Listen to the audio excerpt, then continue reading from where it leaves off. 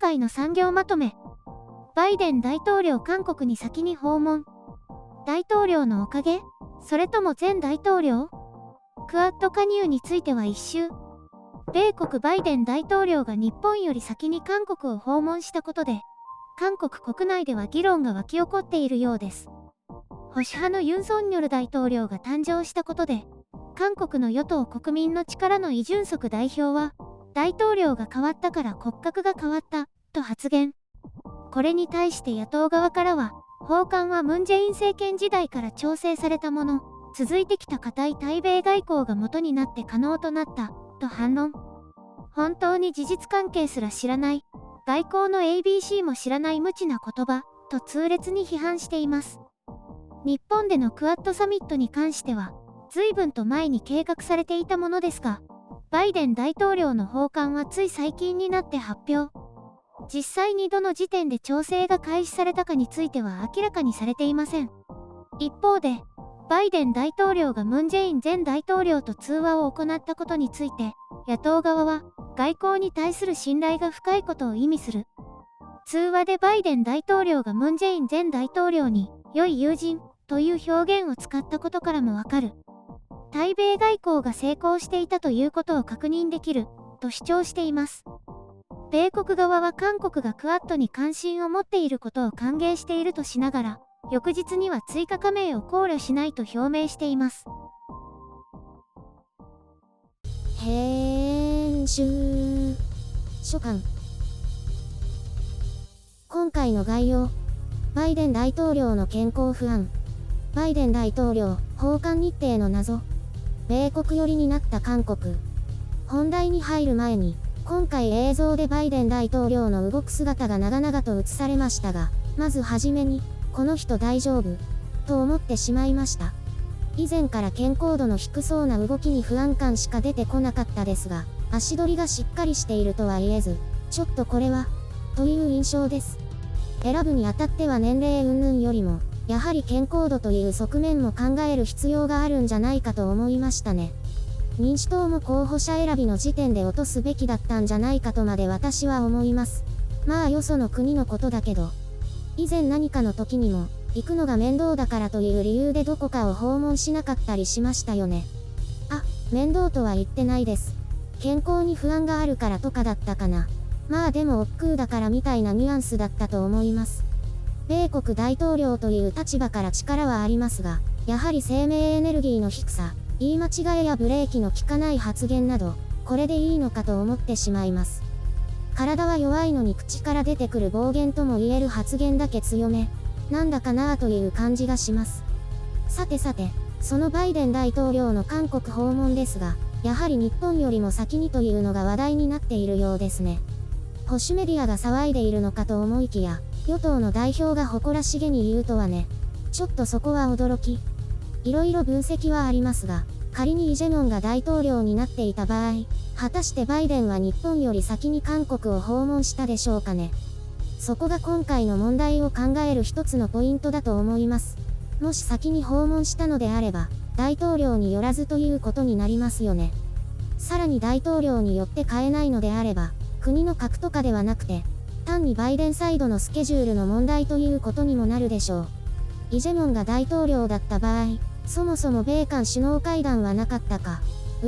これについては難しいところですね。イ・ジェミョンはかなり北寄り中国寄りで、どちらかというと反米ですから、わざわざ米国大統領が先に韓国を訪問というのはなかったかも。ある意味米国としては今回の保守系大統領を評価しているわけですね。なぜなら米国にとって都合の良い大統領ですから。その、国の核というのには2つの意味があって、1つは日本より先ですが、もう1つは韓国の大統領が訪米するより前に韓国で首脳会談が行われた、という点です。この2つの後先について日本側にも韓国側にも色々と気にする人もいると思います。ただ、今回最も重要なのは日本で開催されるクアッドサミットであって、米韓首脳会談はついでということになります。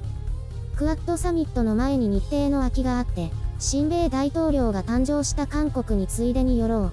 こういうことだと思いますね。格が上がったかはどうかとして、米国からの評価が上がったのは間違いないと思いますね。ムン・ジェイン前大統領とバイデン大統領の通話についてですが、ムン・ジェイン氏を北朝鮮への特使にするなんて話もあったようですね。本当にそういう動きがあったのか、何かしらの圧力や方針転換で立ち消えになったかはわかりませんが、いずれにせよ2人の対面はなくなりました。電話なら別に韓国からかけなくてもいいよね。なんだろう、韓国に来たことを直接伝えたかった？いずれにせよ当初の面会というところからかなりトーンダウンしたので、どうでもよくなりましたね。まあ、骨格云々について騒ぐのは自然かと思いますし、見方の一つなので私はとやかく言いません。どこの国でも同じように騒ぐでしょ。韓国が米国寄りの姿勢を鮮明にするのは構いませんが、行き過ぎれば都合の良い飼い犬になりますからね。注意しないと。対北朝鮮、対中国を考えると、米国にとって韓国は重要な駒の一つ。言い方悪いですが、うまく使いたいところでしょう。もちろん韓国もそれを自覚しつつ、米国をどううまく利用するかを慎重に考えているところでしょう。まあ、日米関係もね、あいつらの手先ではないので、うまく付き合わないとと思います。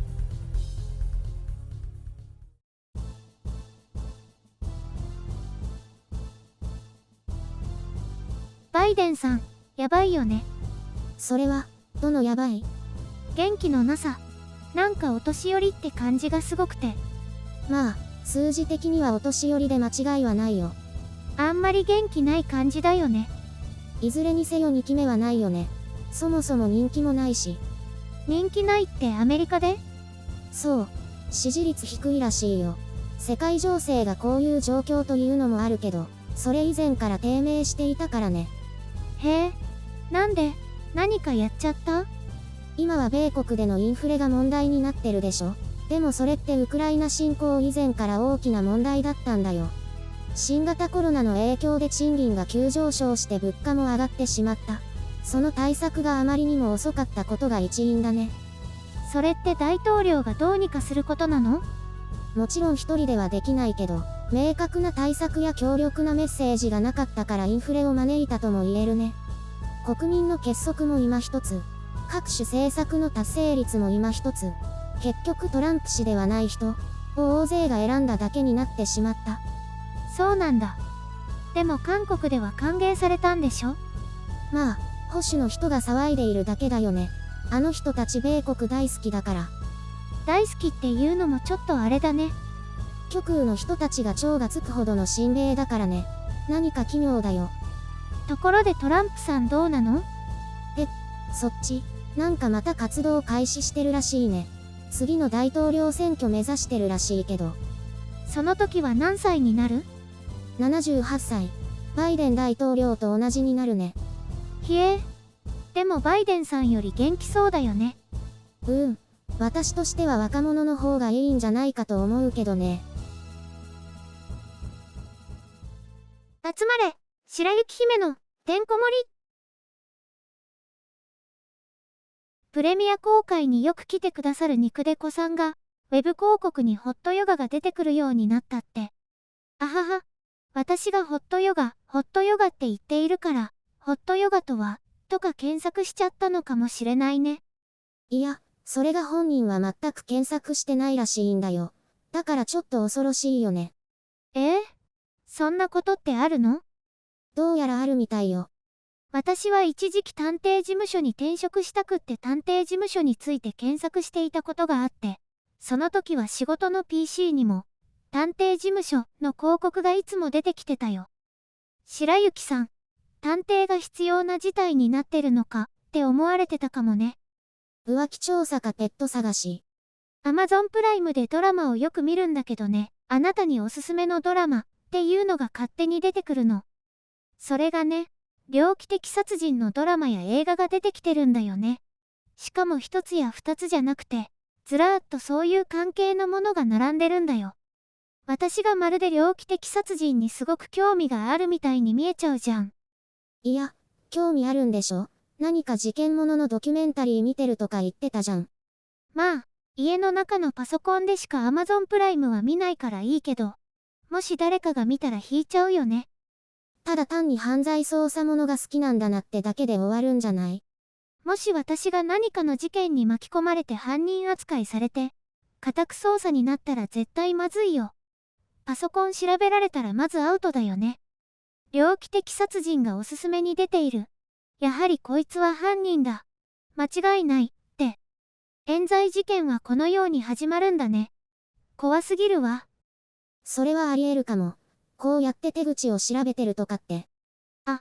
ところで最近すごく面白いシリーズものの映画を見つけたんだよ。特捜部9っていうの。タイトルはダサいんだけどね。100分ほどの映画で4作品ほどあるの。本当にタイトルダサいね。なんとかならなかったのかな。ね。それで、ドラマみたいに一つの事件がだらだら長くなったりしないからすごく面白いよ。あ、内容は猟奇的殺人の話だよ。すっごいやばい事件ですっごく面白いんだよ。いひひひ。結局好きなんじゃん。あはは。なんでか自分でもよくわからないんだけど夢中になっちゃうんだよね。